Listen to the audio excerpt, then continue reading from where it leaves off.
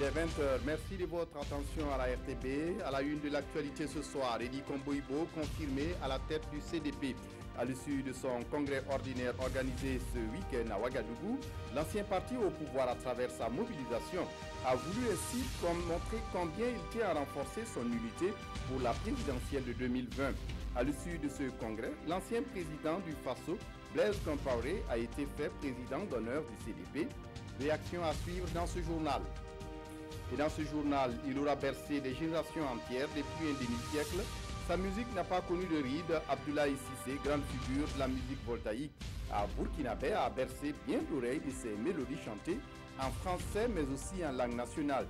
Hier soir au Sénasa, ses titres à succès, Maria Chéri, L'homme à la guitare, Les vautours ont été repris en chœur par un public enthousiaste. En Russie, une manifestation non autorisée à Moscou à l'appel de l'opposant Alexei Navalny a réuni un millier de personnes au centre de la capitale russe. L'opposant voulait mobiliser à 2 jours de l'investiture de Vladimir Poutine, large vainqueur de la présidentielle pour un 4e mandat. Ce sont là les titres du 20h. Mesdames, Messieurs, bonsoir. Ravi de vous retrouver. Fin ce soir du 7e congrès ordinaire du Congrès pour la démocratie et le progrès CDP. Le congrès qui s'est tenu sous le thème « Place et rôle du CDP dans l'évolution sociopolitique récente du Burkina Faso ». Il a connu la participation des militants venus de plusieurs horizons du pays. Ce congrès est aussi celui de la conformation de Edi Komboibo comme président du CDP. Autre fait majeur, Blaise Compaoré a été fait président d'honneur et fondateur du CDP. Des détails avec Oumar Zambré. Edi Komboibo rempile pour un 2e mandat à la tête du Congrès pour la démocratie et le progrès.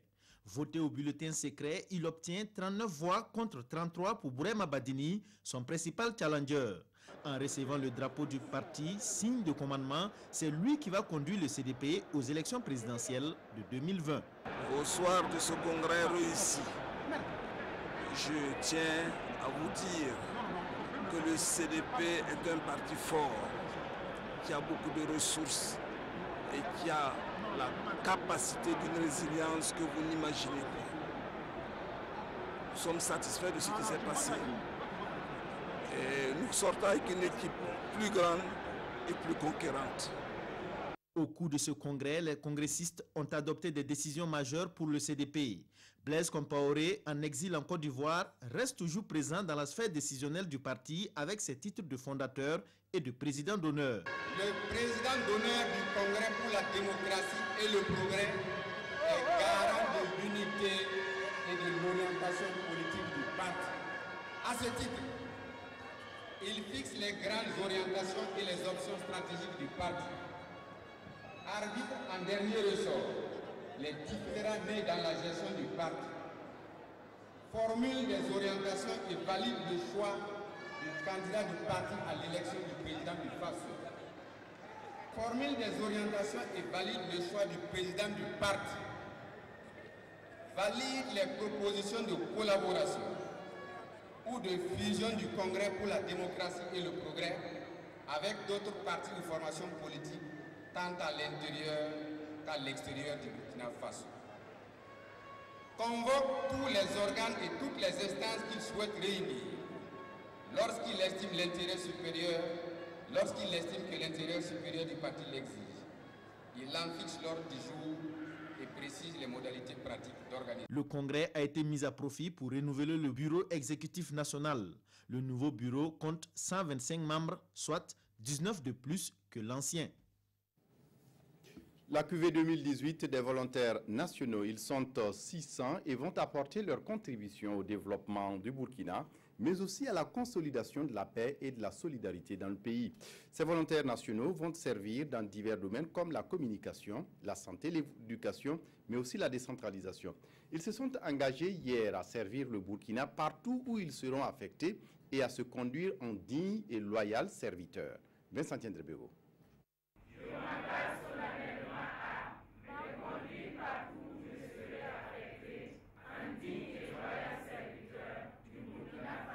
Par une prestation de serment solennelle, 600 jeunes s'engagent volontairement à se mettre au service de la communauté. Ils forment ainsi la première vague du programme national de volontariat pour l'année 2018. Aucun jeune ne doit rester en marge des actions de développement de notre pays. À cet effet, nous prenons l'engagement de donner le meilleur de nous dans nos différentes structures d'accueil et partout où nous serons. Les 600 jeunes volontaires seront affectés à différentes tâches dans divers domaines comme la santé, l'éducation, la communication et la décentralisation.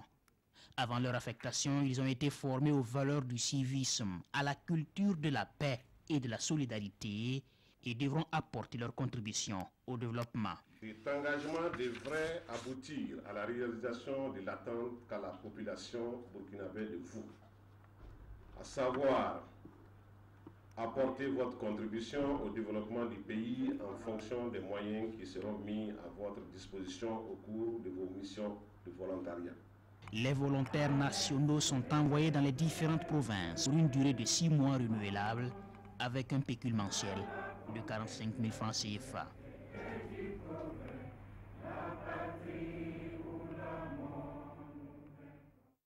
Des organisations de la société civile dans la région du Nord se mettent au niveau de connaissance du PNDS.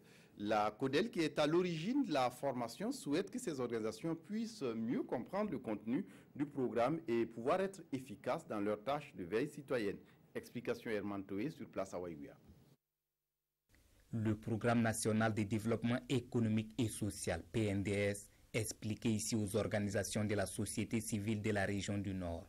Cette initiative de la Convention des organisations de la société civile pour l'observation domestique des élections CODEL vise à offrir à ces acteurs les outils de veille citoyenne quant à la mise en œuvre du référentiel de développement. Que les populations puissent comprendre le contenu du PNDS, les différentes OSC vont savoir comment cette politique a été élaborée, comment elle est exécutée et quel est l'état de mise en exécution et comment maintenant pouvoir suivre sa mise en exécution à travers la veille citoyenne. Étant un outil de planification qui régit désormais en tout cas le développement du Burkina, il est quand même important que tous les acteurs s'impliquent dans sa mise en œuvre. Et je crois que c'est à ce titre que nous saluons l'action des OSC ce matin. Dans cette présentation, Sanousso Sawadogo explique le contexte, le processus d'élaboration du PNDS, son contenu ainsi que les résultats obtenus dans la région du Nord en 2016 et 2017. Ces résultats concernent uniquement les plans locaux de développement. Nous avons fait un peu le point de quelques actions majeures menées par les collectivités, surtout dans leurs compétences transférées. Au terme de ces échanges, les responsables de la CODEL se disent nantis de connaissances et promettent de poursuivre la veille citoyenne pour la mise en œuvre des engagements du gouvernement afin d'assurer un développement réel au profit du peuple burkinabé. Et puis les femmes du Sourou décidées à promouvoir le niébé. Elles viennent de tenir ce week-end une foire sur ce haricot à Gomboro. Une foire qui les a permises d'attirer l'attention sur la nécessité de transformation de cette légumineuse. Alex Zagri. Le niébé à l'honneur à Gomboro, à environ 70 km de Tougan. C'est la 9e édition de la foire africaine du niébé, organisée par l'association Yiyé des femmes du Sourou. Une occasion pour ces femmes d'exposer leur savoir-faire dans la transformation des produits locaux. Elle constitue aussi un cadre de promotion de la filière niébé au Burkina Faso. À cette fois, nous avons vu présenter des biscuits de niébé, de couscous de niébé, même du jus de niébé, ce qui montre que non seulement les femmes s'engagent à produire, mais à trouver une solution pour laquelle le gouvernement est en train de vouloir justement les accompagner à faire en sorte que cette filière soit une filière totale. Production, transformation, commercialisation. Placée sur le thème « Femmes rurales face au changement climatique », la première dame du Faso, Sika Kabore, est venue témoigner son engagement à accompagner les femmes dans la production de cette légumineuse. Et par ce geste, elle octroie 1 million de francs CFA à l'association Yiyé. Le problème de la femme rurale, c'est essentiellement l'accès à la terre, c'est le sous-équipement et c'est le manque de formation technique. Alors, nous faisons des plaidoyers auprès des traditionnels pour que la femme puisse accéder à la terre et faire l'exploitation, et auprès des autorités politiques pour pouvoir donner administrativement des statuts aux femmes rurales, femmes productrices. À cette 9e édition de la foire africaine du Niébé, les meilleurs groupements féminins ont reçu du matériel d'une valeur de 5 500 000 francs CFA de la part du ministre de l'Agriculture. Elle a connu la participation de cette délégation venue du cercle de Bankas dans la région de Mopti au Mali. Si à Gomboro, c'est la transformation et la commercialisation du nébier qui préoccupe, à Boussouman, dans le centre-est, des femmes du groupement Femmes Actives sont inquiètes de l'état de délabrement de leurs locaux, le locaux de l'unité de transformation de tomates. Mais depuis hier, leur cri de cœur semble être entendu. Elles viennent de recevoir de l'aide de la part du président du Faso pour réparer ces dégâts. Adama Koulibaly nous relate ici le film de la cérémonie qui a consacré à la remise de cette aide. Unité de transformation de tomates de l'association des femmes actives de Boussouma, une localité située dans la région du centre-est. Ici, plus de 400 femmes se répartissent les tâches de production et de transformation de la tomate depuis environ 10 ans déjà. La tomate est produite ici, dans les bas-fonds à Boussouma. Il y a 6 jours de cela, le vent a arraché le toit de notre unité de production. Nous avons approché le maire et notre cri de cœur a été entendu au sommet de l'État. Le cri de cœur lancé par l'association est parvenu au président du Faso qui a décidé d'apporter un soutien de plus de 3 millions de francs CFA pour la reprise de leur activité. C'est une somme modique, mais elle est suffisamment importante pour ces dames puisque ça va contribuer à réhabiliter entièrement l'unité de fabrication de tomates qui est donc leur source de revenus et vous connaissez la contribution des femmes dans nos sociétés. Je vous dis que c'est une grosse épine qu'on enlève de leurs pieds.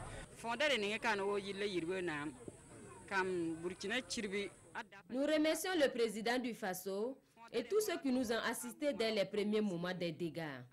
Cet incident a bloqué nos activités et le soutien du président du Faso va surtout nous aider à reprendre nos activités et pouvoir ainsi nous occuper de nos familles. En outre, cette association produit également du savon, un ensemble d'activités qui participent ainsi de l'autonomisation économique de la femme rurale au Burkina Faso. Il faut rendre fortes les institutions au Burkina Faso pour mieux réussir la lutte contre la corruption. C'est la conviction du RENLAC et de certaines organisations de la société civile de la région des Hauts-Bassins.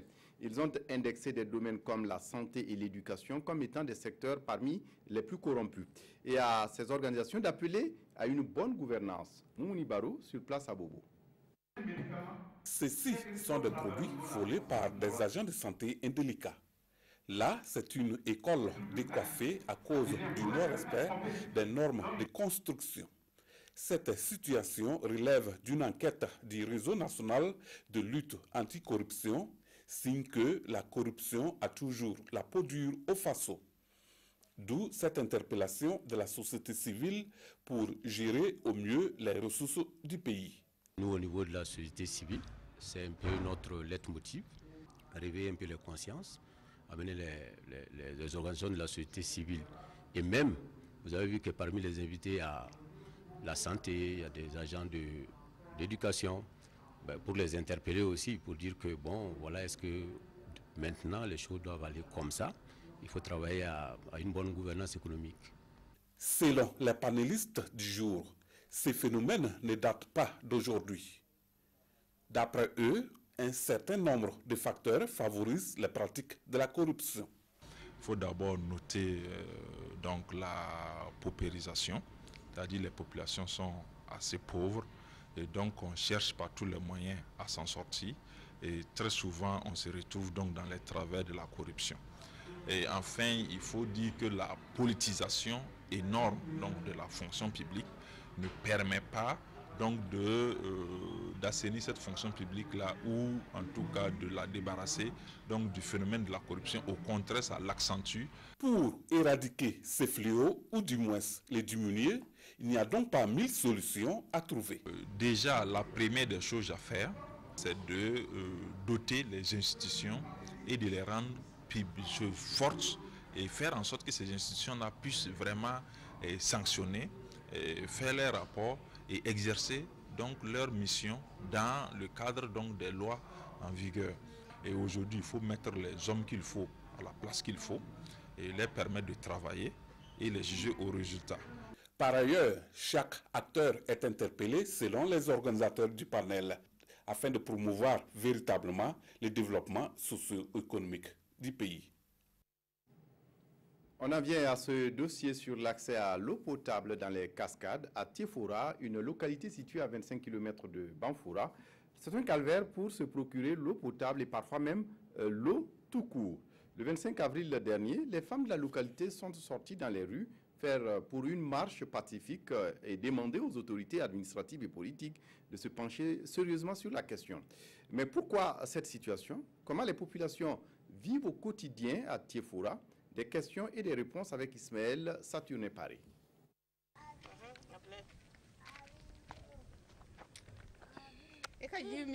Cette eau n'est pas pour se laver, mais pour boire. On n'aurait pas pensé à première vue consommer une telle eau. Pourtant, c'est bel et bien l'eau que ces femmes et leurs familles consomment chaque jour ici à Tiefora, département situé à une vingtaine de kilomètres de Banfoura. Se ravitailler en eau potable, c'est tout un calvaire, d'où l'obligation pour ces femmes de recourir à des puits pour survivre. Là aussi, il faut se lever de bonne heure, faire la file, patienter que l'eau soit disponible dans le puits avant de se servir. Un exercice fastidieux et souvent infructueux.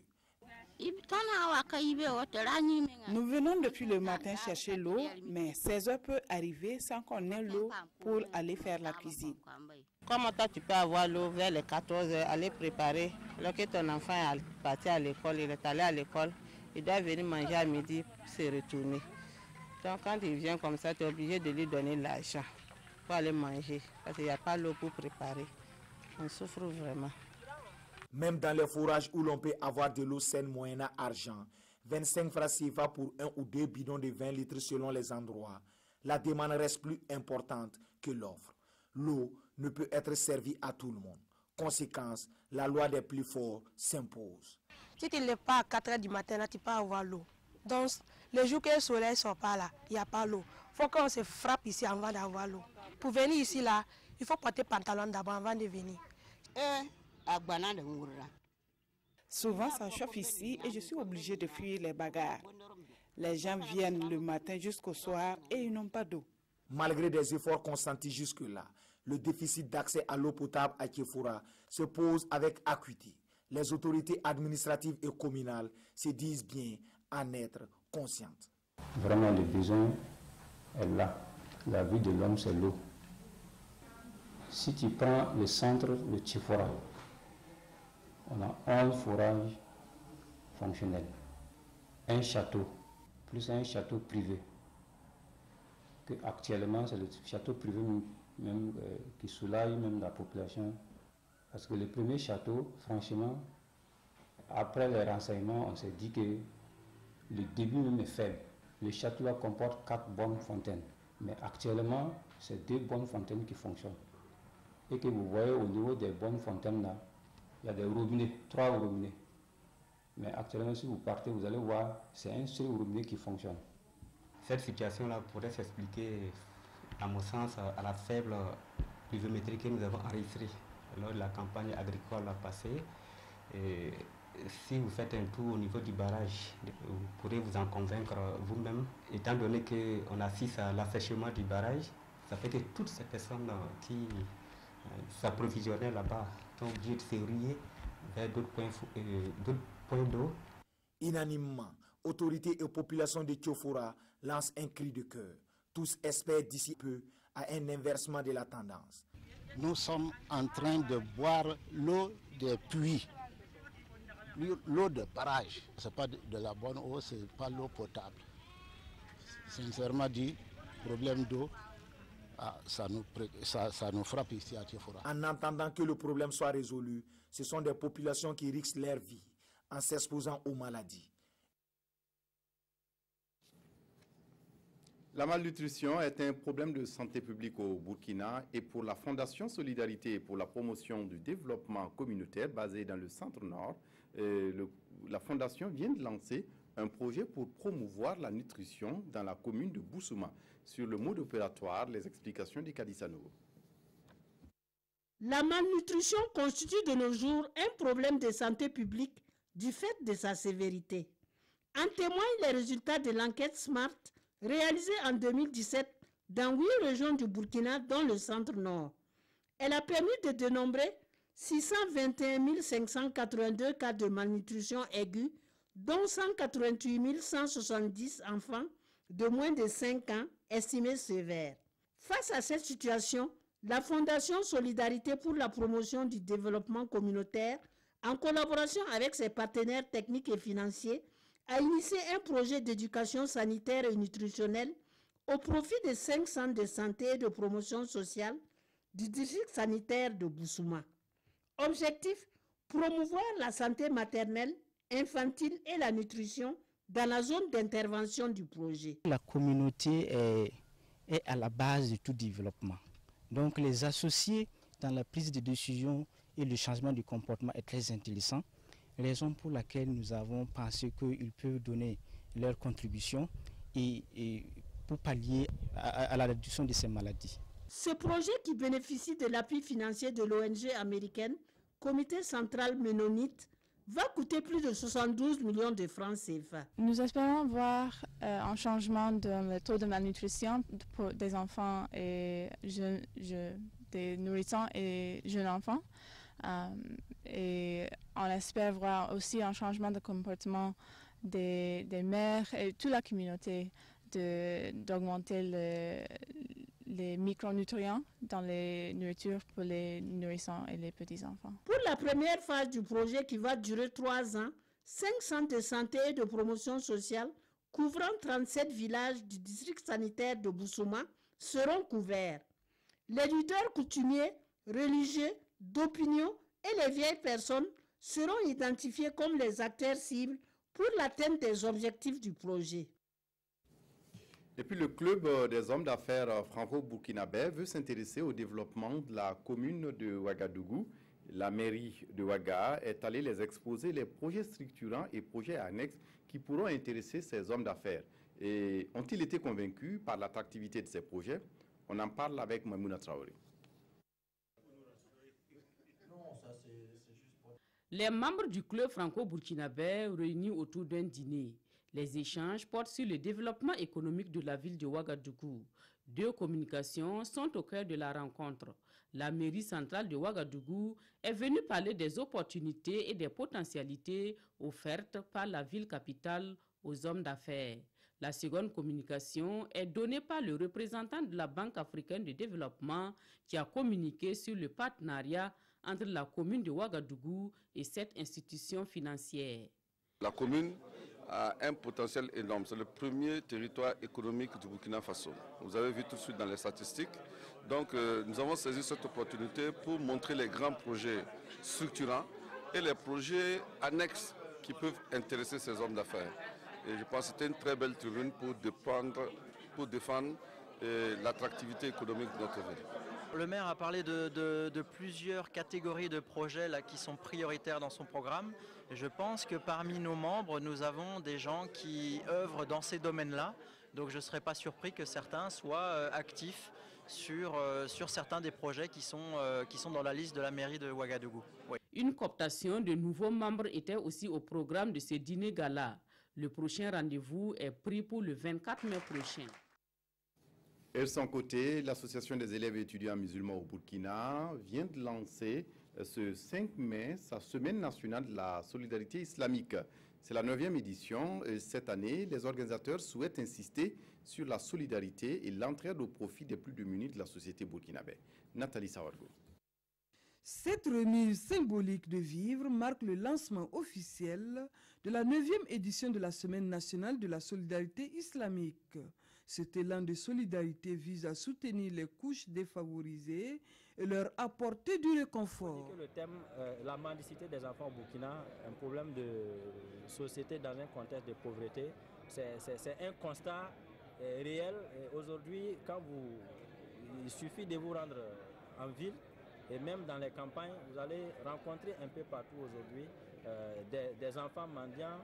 Voilà, qui font la mendicité, et c'est ce constat-là, nous avons vu que nous, en tant qu'association des jeunesses musulmanes, nous pouvons apporter notre contribution. Parce que quand vous regardez la plupart du temps, la mendicité est un peu liée même si ce n'est pas direct ou indirect, à l'islam, aux musulmans. Voilà, parce que la plupart des temps, c'est des élèves musulmans, des foyers coraniques, voilà, qui sont dans ces situations de mendicité. Pour le parrain, ce genre d'initiative est à saluer, car étant un moyen de renforcement des liens sociaux et de partage mutuel. La question de la solidarité face à la mendicité grandissante dans notre Burkina Faso interpelle nous tous. C'était plus qu'un devoir de m'associer à eux pour les accompagner effectivement dans leur objectif nord. Un panel, des remises de dons dans des foyers coraniques et une opération de dons de sang sont prévues à l'occasion de cette semaine de solidarité islamique. Le ministre en charge de la culture, en visite à Fada N'Gourma, s'est indigné face à l'arrêt des travaux de réhabilitation de la salle de ciné de la ville. Abdul Karim Sango a exprimé à l'occasion ses doutes sur la qualification de l'entreprise chargée des travaux. Auparavant, le ministre a eu des échanges avec les acteurs culturels de la région de l'Est. Le point avec Chantal Ouedraogo. Le ministre en charge de la culture tient un face-à-face avec des artistes et promoteurs culturels à Fada. Cette visite du ministre répond à la vision du gouvernement de redynamiser le secteur avec l'implication des acteurs. Des engagements ont été pris publiquement en vue évidemment d'améliorer le niveau de ressources affectées effectivement à ce secteur. Mais ces ressources ne peuvent être profitables qu'aux acteurs culturels et touristiques les mieux organisés. Ce contact est bien apprécié par les différents acteurs culturels de la région. La façon que nous sommes entretenus avec le ministre, c'est une pleine joie. Parce qu'il y a beaucoup de problèmes qui étaient là, dans nos mémoires, dans nos têtes, et que nous avons pu expliquer, dont le ministre également a pu prendre acte. Le ministre a aussi visité la salle de ciné de Fada en pleine réfection. Il déplore cependant l'exécution des travaux sur ce chantier. Ce que nous y avons vu est simplement scandaleux. On se demande si l'entreprise qui a été chargée de la réalisation de cet ouvrage était véritablement qualifiée pour ce travail. Évidemment, il y a un préjudice qui est causé aux promoteurs culturels et aux populations de la cité de Fada qui attendent évidemment leur salle de cinéma qui est en même temps aussi une salle de spectacle. Prenant connaissance de la fermeture de la représentation du bureau burkinabé des droits d'auteur dans la région de l'Est, le ministre dit se renseigner sur les raisons de cette fermeture afin de relancer les activités de ce service à Fada N'Gourma. Et puis, 3 jours de fête à Bobo-Dioulasso pour les chasseurs traditionnels appelés Dozo du Burkina et ceux de la sous-région. Environ plus de 8000 Dozos sont réunis dans la ville de Sia depuis jeudi pour leur journée culturelle. À l'occasion, les chasseurs traditionnels affirment leur rôle dans la consolidation de la paix au Burkina. Ismaël Saturne, Paris. Ce n'est pas dans un chantier de guerre, mais juste un exercice habituel pour ces chasseurs appelés communément Dozo. Et ces coups de fusil trouvent toutes les significations à cette 7e édition des Journées culturelles Dozo. Une activité mise à profit pour mieux valoriser la collaboration entre autorités politiques et confréries Dozo dans la lutte contre le grand banditisme. Aujourd'hui, je suis porteur d'un message, le message de son Excellence Monsieur le Président du Faso, à l'adresse bien sûr des Dozo qui tiennent la 7e journée culturelle sur une thématique bien précise liée aux questions sécuritaires et quelle peut être leur contribution aux côtés de nos forces de défense et de sécurité. Alors pour le président du Faso, c'est l'appel à l'ensemble des Burkinabés, surtout aux Dozo, qui ont également une certaine compétence à apporter à nos forces de sécurité et de défense dans la mesure où ils connaissent mieux le terrain et peuvent avoir un concours important pour nous permettre bien sûr de nous battre contre l'ennemi. Et bien sûr, en plus de cela, c'est un message de félicitations et d'encouragement et de renforcement des liens qui doivent exister entre les Dozo et l'exécutif. Ce rendez-vous de Bobo-Dioulasso est le lieu pour ces spécialistes de la forêt de faire certaines doléances au gouvernement, mais aussi et surtout d'affirmer leur volonté d'accompagner le gouvernement dans sa politique en matière de sécurité. Le message est clair, s'unir pour lutter contre l'insécurité qui est en train de grandir dans nos États Il est temps qu'on se réveille, il est temps qu'on se donne la main. Les Donzo n'ont pas de frontières. Donzo Mali, Donzo Burkina, Donzo Ivoirien égale à Donzo. Donc si nous nous donnons la main, je pense qu'ensemble nous pouvons faire quelque chose. Cette 7e édition des Journées culturelles Dozo a connu la participation des Dozo maliens et ivoiriens, venus témoigner le message de l'unité de cette confrérie. Et pour la même occasion, c'est la communauté Karaborola qui a été choisie comme invité d'honneur. La société Kassina, elle aussi, était au rendez-vous de la fête. Un festival pour renouer avec les traditions culturelles à Rolo dans le BAM. Ce festival qui est à sa première édition a mobilisé une dizaine de troupes de danse de la localité. Maxime Zongo. Offrir un cadre de rencontre et d'échange entre les différents acteurs culturels de la région, voilà l'ambition de ce festival. Une occasion bien propice pour permettre à la jeune génération de renouer avec ses racines. Nous nous sommes rendus compte à un moment donné que, avec l'occidentalisation de l'Afrique, nous sommes en train de perdre un certain nombre de valeurs. Donc ce festival vient offrir un cadre pour que la jeunesse puisse vraiment connaître ce que nous étions en train bien sûr de perdre. Le Festival des arts et de la culture de Rolo, qui est à sa première édition, a mobilisé sur un même plateau une dizaine de troupes artistiques de la localité, mais bien plus. Ils étaient nombreux, les artistes venus des communes environnantes, donner davantage d'éclat à la manifestation. Pour une première édition, nous n'avons pas prévu de compétition. Nous avons voulu tout simplement que les artistes viennent faire des prestations, une simple animation que les gens vont voir. Et si les années à venir, nous avons davantage de moyens, nous allons donc en ce moment envisager un volet compétition. Outre les prestations des groupes et troupes artistiques, il a été donné à découvrir tout le potentiel culturel de la localité à travers une exposition d'objets d'art et surtout d'objets traditionnels peu connus de la jeune génération. Dans l'actualité ce soir, en musique, Abdoulaye Cissé fête un demi-siècle de carrière. Ce samedi, l'artiste, grande figure de la musique voltaïque et burkinabé, a bercé bien d'oreilles de ses mélodies chantées en français mais aussi en langue nationale. Hier soir donc au Sénasa, ses titres à succès, Maria Chérie, L'homme à la guitare, Les Vautours, ont été repris en chœur par un public enthousiaste. Adel Aziz Yadjibou.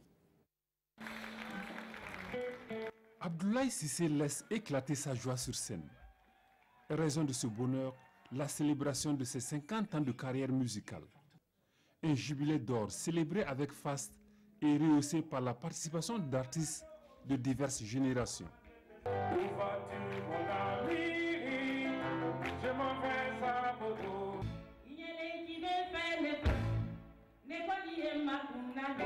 C'est cette personne qui m'a bercée, toute petite, presque au berceau, et qui est resté tel qu'il est jusqu'à aujourd'hui. C'est un symbole de combativité, c'est un symbole de persévérance. Il est toujours en activité. Vous savez qu'en musique, il n'y a véritablement pas de retraite. Pour l'inoxydable musicien, c'est l'occasion de faire plaisir à son public. Et visiblement, les fans sont conquis.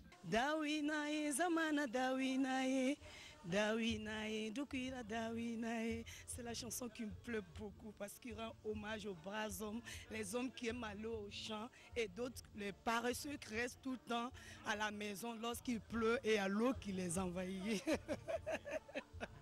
En 50 ans de carrière musicale, Abdoulaye Cissé a mis sur le marché une quinzaine d'albums.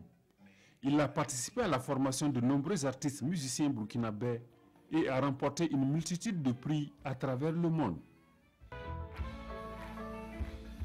Merci donc pour ce bonheur musical. En Russie, une manifestation non autorisée à Moscou à l'appel de l'opposant Alexei Navalny a réuni un millier de personnes au centre de la capitale russe.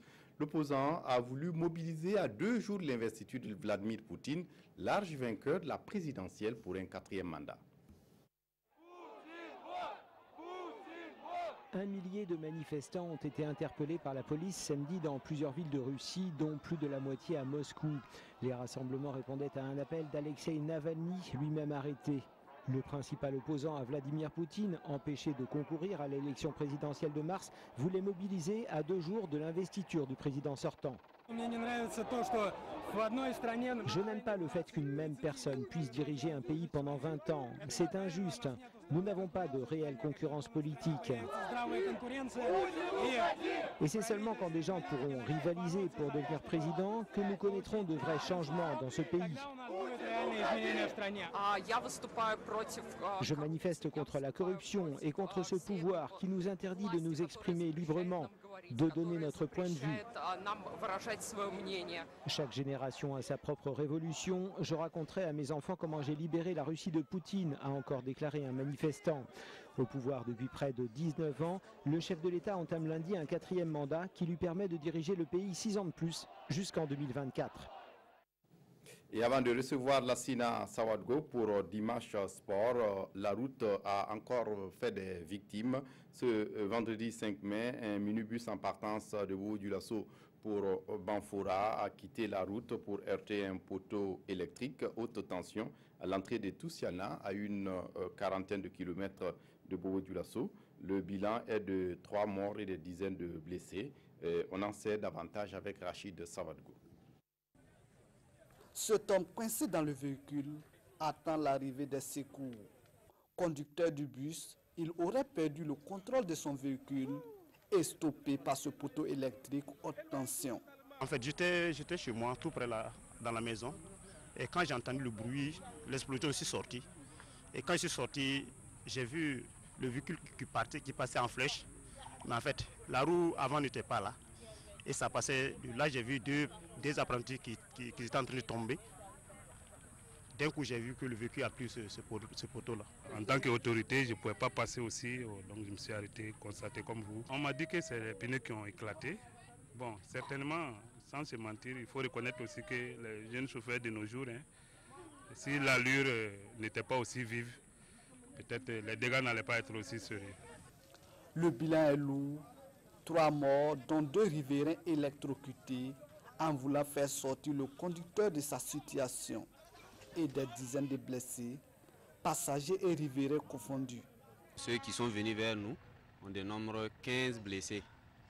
dont parmi eux, il y en a qui ont eu des fractures fermées et on a dû les évacuer à Bobo.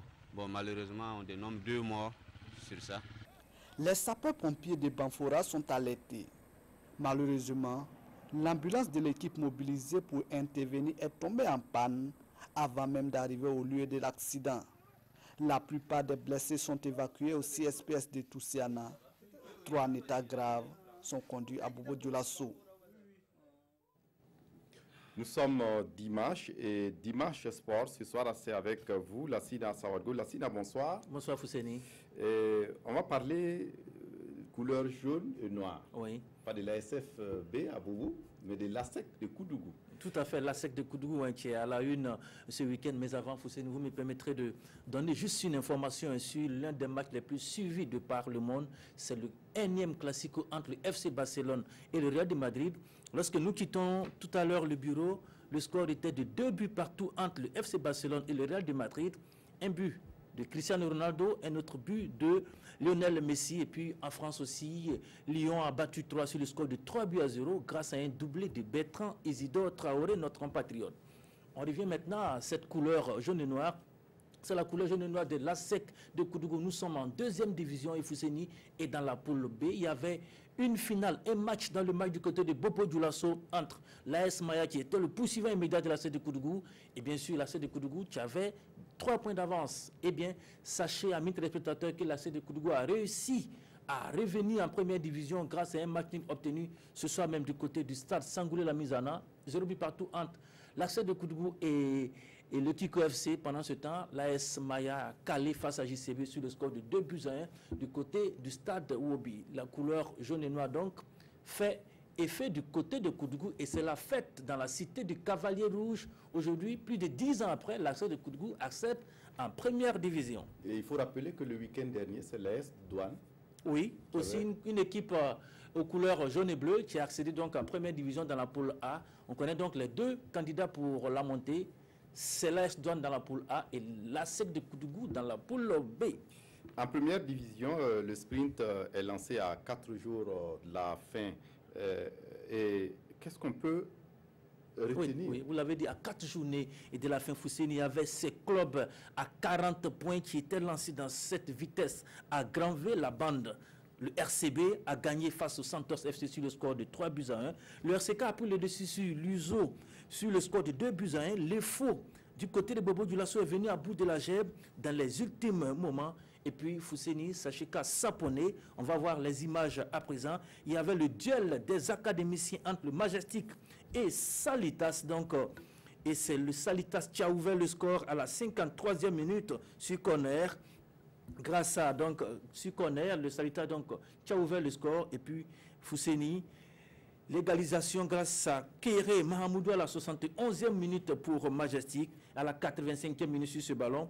Autogol donc pour Majestic qui mène 2-0 et puis finalement 3-1 pour l'équipe de Saponé. Majestic qui a à sa 6e victoire d'affilée, s'il vous plaît, pour cette équipe de Saponé qui devient donc 3e. Fousseni, voici les images d'un autre match au sommet entre l'ASFB et l'ASFA Yenega. Sur cette occasion, il y a eu penalty pour l'ASFB à la première minute de jeu. Et qui va se charger de l'exécution? Cheikh Dibli Ouattara, désormais meilleur buteur du Faso Foot. Là, il avait déjà 10 buts marqués.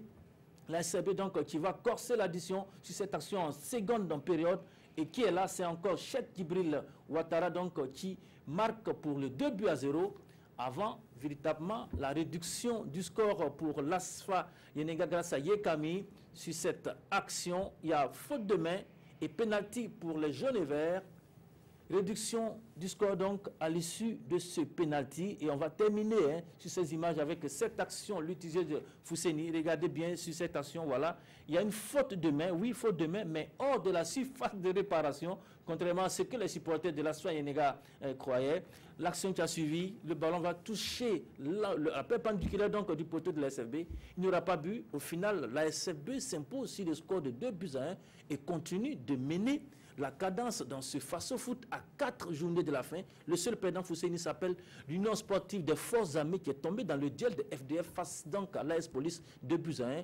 L'histoire donc décroche de cette course au titre 2017-2018. Oui, on va juste rapidement terminer par le handball avec le Burkina qui a désormais un pro dans cette discipline. On dira une pro, elle s'appelle Zalissa Kende Fousseni. Elle était partie pour 1 mois du côté de l'Espagne pour un test. Alors, à le test de Zalissa Kende a été concluant. Donc, Zalissa Kende va désormais être une joueuse de handball professionnelle dans le club espagnol de handball Mataro à partir de la saison 2018-2019, Zalissa Kende va revenir au Burkina Faso pour les examens scolaires, naturellement, parce que nous sommes dans la période des examens.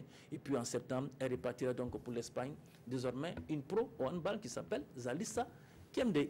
Merci à vous, Lassina Sawadgo. À dimanche prochain pour un autre dimanche de sport. On dirait Inch'Allah. Et demain, c'est le magazine des sports. C'est le magazine des sports avec l'actualité dense qui sera développée. Merci à vous, Lassina. Merci à vous également, chers téléspectateurs, pour votre attention. Très bonne suite de programmes sur la RTB et bonne reprise à vous.